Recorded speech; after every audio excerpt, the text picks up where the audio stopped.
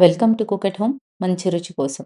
ఆంధ్ర వంటింట్లో ఇది కేవలం రెసిపీ కాదు, ఒక ఎమోషన్ కూడా. అదేనండి మన రోటి పచ్చళ్ళు. ఈరోజు అలాంటి రోటి పచ్చడిలో కొత్తిమీరతో రోటి పచ్చడి ఎలా చేసుకోవాలో చూద్దాం. దీనికోసం ముందుగా మనకు కావాల్సిన పదార్థాలు: చిటికెడు మెంతులు, 2 టేబుల్ స్పూన్ల శనగపప్పు, 1 టేబుల్ స్పూన్ మినపప్పు, కొంచెం చింతపండు, 2 టేబుల్ స్పూన్ల పల్లీలు, 1½ టేబుల్ స్పూన్ నువ్వులు, రుచికి సరిపడా ఉప్పు, హాఫ్ టేబుల్ స్పూన్ జీలకర్ర, 1 టేబుల్ స్పూన్ ధనియాలు. వీటన్నిటితో పాటు మనం కొత్తిమీర పచ్చడి అంటున్నాం కదా! సో, కొత్తిమీర క్వాంటిటీని ఎక్కువగా తీసుకుంటున్నాను. తర్వాత పచ్చిమిరపకాయలు, ఎండుమిరపకాయలు, ఉల్లిపాయ, కరివేపాకు, టొమాటో ముక్కలు. 2 మీడియం సైజ్ టొమాటో ముక్కలు తీసుకున్నాను నేను. వీటన్నిటి కోసం ముందుగా మనం కడాయి పెట్టుకొని, ఆయిల్ వేసుకొని, పల్లీలు వేస్తున్నాను. ఫస్ట్ ఎక్కువ టైం వేగేవన్నీ తీసుకుంటున్నానండి. ఒకదాని తర్వాత ఒకటి వేస్తున్నాను. పల్లీలు వేశాక శనగపప్పు యాడ్ చేస్తున్నాను. తర్వాత మినపప్పు, మెంతులు. మెంతులు వేస్తే రుచి బావుంటుంది. ధనియాలు ఆప్షనల్ అండి. కావాలంటే వేసుకోవచ్చు. లేదంటే లేదు. ఎందుకంటే కొత్తిమీర పచ్చడి కదా! తర్వాత జీలకర్ర వేశాను. వీటన్నిటిని సిమ్‌లోనే వేపుకోవాలండి. లేదంటే మాడిపోతుంది. రుచి చేదుగా వస్తుంది. తర్వాత ఎండుమిరపకాయలు. ఎండుమిరపకాయలు కూడా కొంచెం వేపితే నూరుకునేటప్పుడు చాలా త్వరగా మెదిగిపోతాయి. చూసారా? ఇలా అన్నీ వేగిపోయాక ఒక ప్లేట్‌లో సెపరేట్ చేసుకోవాలండి. తర్వాత మనం అదే కడాయిలో పచ్చిమిరపకాయలు వేస్తున్నాను. పచ్చిమిరపకాయలు, ఎండుమిరపకాయలు కూడా వేస్తున్నాం కదా! సో, చూసుకొని వేసుకోండి.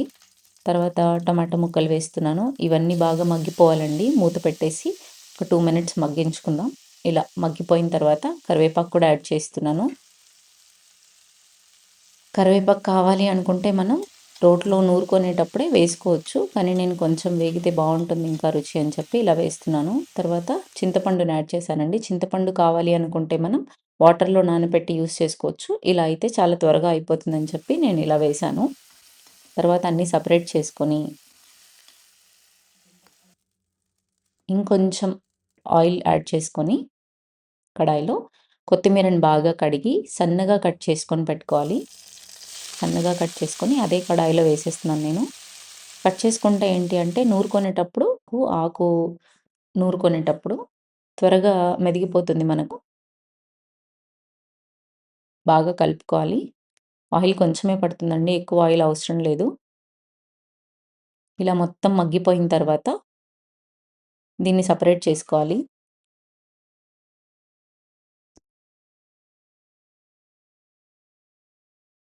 యాక్చువల్‌గా ఈ నువ్వుల్ని సెపరేట్‌గానే వేపుకోండి. ఆయిల్‌లో వేయకుండా. అంతే అండి. అంతా ఇంగ్రీడియెంట్స్ అన్నీ రెడీ అయిపోయింది. తర్వాత మనం రోల్ తీసుకొని ముందుగా ఆయిల్‌లో వేపి పక్కన పెట్టుకున్న ఇంగ్రీడియెంట్స్ అన్నీ మెత్తగా నూరుకోవాలండి. ఇవి నూరుకునే ముందే నేను ఉప్పు కూడా యాడ్ చేస్తున్నాను. రాయి ఉప్పు తీసుకున్నాం కదా! బాగా మెదిగిపోతుందని చెప్పి ఉప్పు కూడా దీంతో పాటు వేస్తున్నాను. ఇలా మొత్తం అన్నీ ఒకదాని తర్వాత ఒకటి వేసుకొని చక్కగా నూరుకుంటే మన పచ్చడి రెడీ అయిపోతుంది. ఇవన్నీ బాగా నలిగేంత వరకు నూరుకోవాలండి. మధ్యలో కలుపుకుంటూ, ఎందుకంటే పప్పు దినుసులు నూరడానికి, నలగడానికి టైం పడుతుంది కదా! అందుకని మధ్యలో కలుపుకుంటూ నూరుకోండి. చక్కగా రోటి పచ్చడి చేసుకొని తింటే ఆహా! ఎంత బావుంటుందో. లాస్ట్‌లో నేను నువ్వులు యాడ్ చేస్తున్నాను. ఎందుకంటే ఇవి పంటి కింద అక్కడక్కడ తగులుతూ ఉంటే రుచి బావుంటుంది అని. తర్వాత పచ్చిమిరపకాయలు మాత్రమే వేస్తున్నాను మీరు చూసినట్టయితే.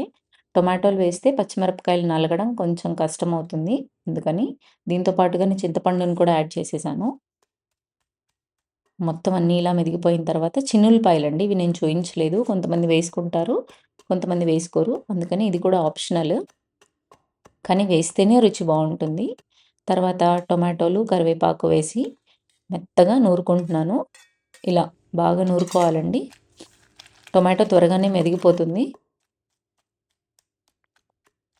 మన ఇంట్లో మిక్సీలు, గ్రైండర్లు ఎన్ని ఉన్నా ఆ రోటి రాకలితో వచ్చే చప్పుడు వినగానే అర్థమైపోతుంది. ఇవాళ మనకింట్లో లంచ్ అద్దిరిపోతుందని కదా! తర్వాత కొత్తిమీరని యాడ్ చేస్తున్నాను. కొత్తిమీరని యాడ్ చేసుకొని బాగా నూరుకోవాలండి. ఇది ఆకు కదా! కొంచెం నలగడానికి టైం పడుతుంది. సో, ఒక 3-4 మినిట్స్ అలా పడుతుంది.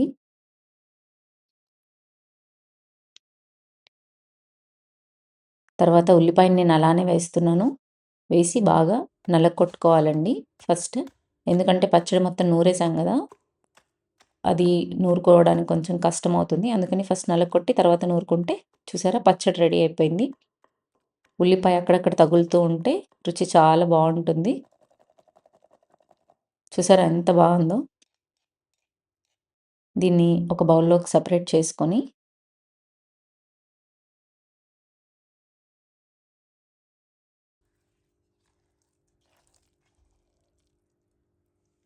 ఇలా ఒక బౌల్‌లో సెపరేట్ చేసుకొని తర్వాత పోపు పెట్టుకుందాం. పోపు పెట్టుకోవడానికి ముందుగా ఆయిల్ వేసుకొని అందులో ఆయిల్ హీట్ అయిన తర్వాత ఆవాలు, జీలకర్ర, మినపప్పు, శనగపప్పు, ఎండుమిరపకాయలు, అలానే కొంచెం ఇంగువ. ఇంగువ ఖచ్చితంగా యూజ్ చేస్తానండి నేను పోపులో.